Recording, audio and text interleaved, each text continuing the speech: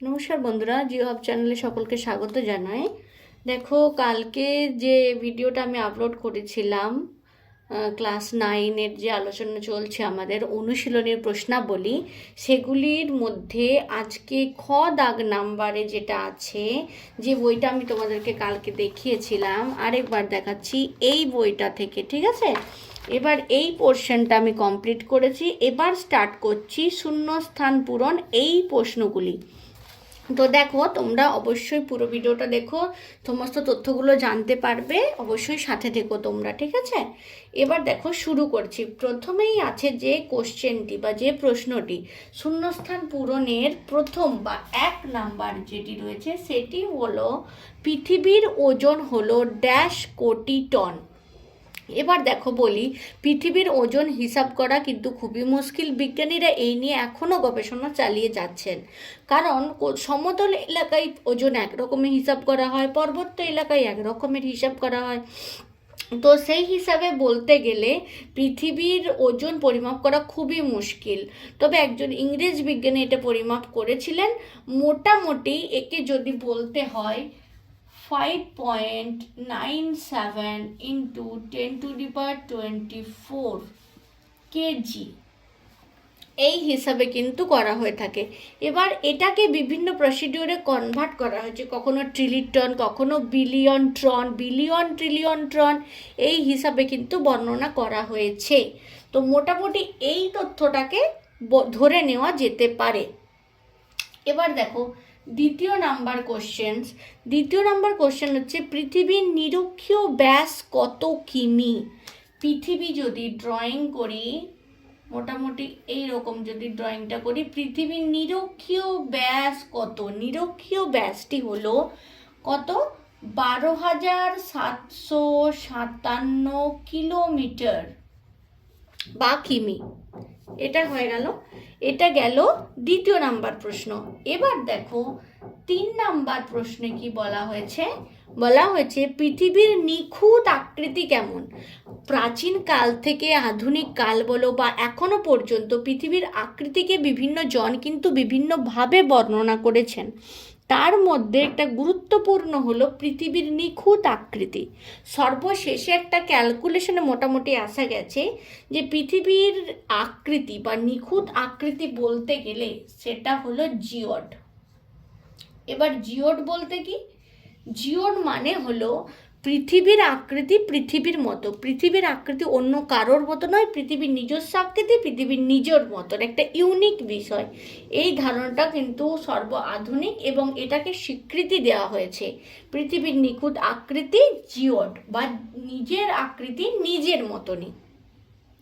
4 নাম্বারে দেখো, দূরত্ব অনুসারে পৃথিবী সূর্যের কততম গ্রহ? দূরত্ব অনুযায়ী পৃথিবী সূর্যের কততম গ্রহ? সূর্যের পর থেকে যে সমস্ত গ্রহগুলি রয়েছে তার মধ্যে 3 নাম্বারে যে গ্রহটি রয়েছে সেটি হলো আমাদের আর্থ বা পৃথিবী, যেখানে আমরা বসবাস করছি। তাহলে উত্তর কি হবে? তৃতীয়তম হলো। এবারে পঞ্চম কোশ্চেন দেখো বলছি, সেটা হলো পৃথিবীর অপর নাম ড্যাশ গ্রহ। পৃথিবীর অপর নাম ড্যাশ গ্রহ। পৃথিবীর অপর নাম হলো, এটা আমরা সবাই জানি, ব্লু প্ল্যানেট বা নীল গ্রহ। এবার পৃথিবীকে নীল গ্রহ বলার একটা কারণ রয়েছে। পৃথিবীর অনেকটা অংশ জলরাশি দ্বারা আবৃত। সেই জলরাশি দ্বারা আবৃত থাকার জন্যই যখন পৃথিবীকে স্যাটেলাইট থেকে দেখা হয় তখন দেখা যাচ্ছে নীল রঙের একটা বা ব্লু কালারের একটা অংশ। প্রচুর, মানে যেহেতু ব্লু ওয়াটারটা অনেকটা বেশি, সেহেতু ব্লু দেখায় মহাকাশ থেকে বা উপগ্রহ চিত্রে, তাই একে নীল গ্রহ বা জল গ্রহ বলা হয়। কি বললাম? নীল গ্রহ বা জল গ্রহ তোমরা কিন্তু বলতে পারো, ওয়াটার প্ল্যানেট বা ব্লু প্ল্যানেট। এই 5টাই হলো। তো আমি 1 সেকেন্ড বা 2 সেকেন্ড ওয়েট করে যাচ্ছি, তোমরা একটা স্ক্রিনশট নিয়ে নাও বা অবশ্যই নোট করে নাও। তারপরে আমি আরও যে কোশ্চেনগুলো আছে সেগুলো নিয়ে আলোচনা করছি।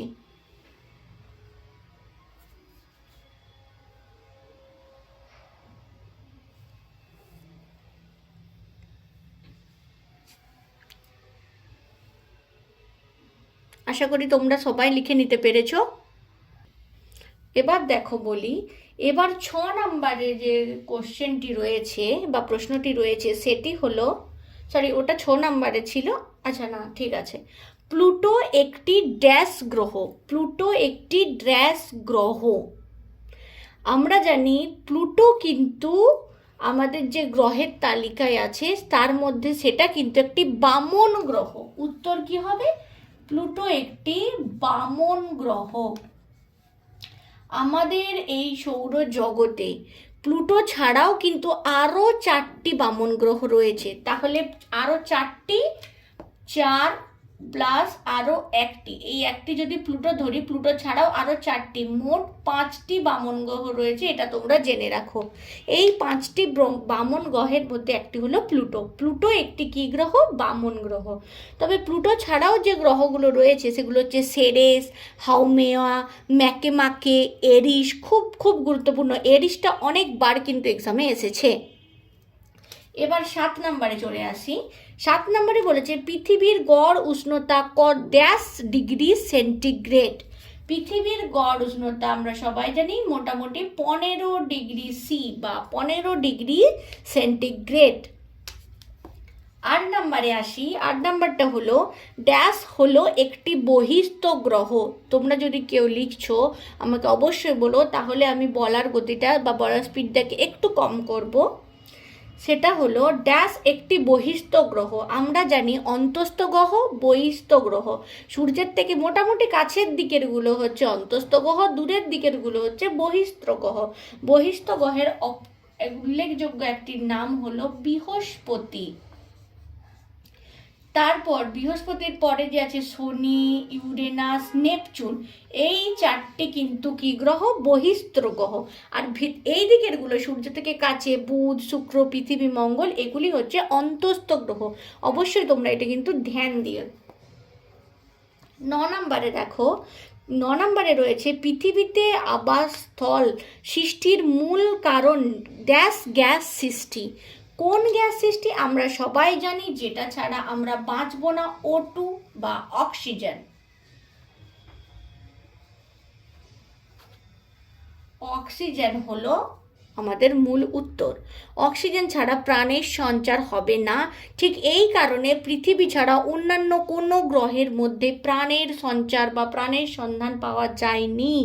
একমাত্র এই অক্সিজেন গ্যাস আমাদের ফ্রিতে মিলে, অক্সিজেন গ্যাস আমাদের বায়ুমণ্ডলে ফ্রিভাবে রয়েছে, তাই আমরা সেটাকে গ্রহণ করতে পারছি। আর এর জন্যই পৃথিবীতে আবাসস্থল গড়ে উঠেছে। এবার 10 নম্বর কোশ্চেনে আসছি।